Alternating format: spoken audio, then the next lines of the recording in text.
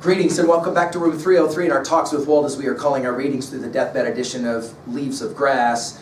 We are now in a little poem, My 71st Year, poem number 5 of the 31 of Goodbye My Fancy. Whitman, of course, coming to the end of his project, Leaves of Grass, coming to the end of his life, and now in a poem, My 71st Year, we're going to obviously, this is one of the poems that signify the very end. Now, our assumption is that you've been with us from the very beginning at learnstrong.net, down that left-hand side, Talks with Walt, our playlist, and that you were with us through the inscriptions poems, those early poems. Of course, we gave a set of introductory comments to Fancy, hopefully you're familiar with, and we just messed around with Jock and Twain. Now, Norton's information on this is somewhat limited.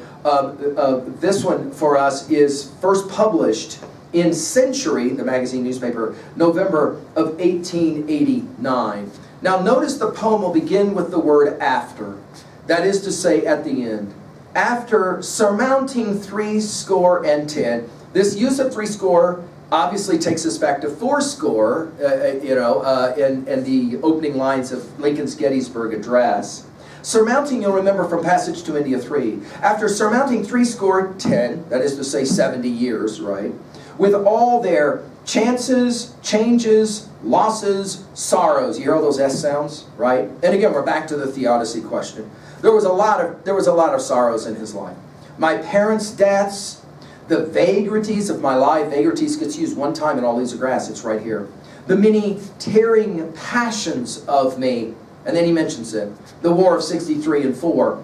And that's an interesting way for him to think about it, because for him, that's when the war really took on its major significance, as we commented in our drum tap study.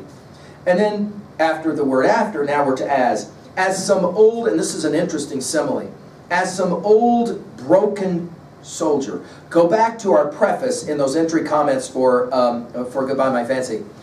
In that preface, he identifies in some ways with all those soldiers, he says North and South, that he worked with, that he helped, that he ministered to. Many of them he saw die. And here he'll take on that persona. As some old broken soldier, after a long, hot, wearying march, or happily after battle, and again, this takes us back to drum taps. Today at twilight, and all of a sudden these poems start to emphasize, these last two annexes, the twilight as opposed to the sunrise. Hobbling, this will take us back to Artilleryman's Vision, which I think is interesting because that's one of the important poems in drum taps. Answering company roll call, here with vital voice, he's imagining, right?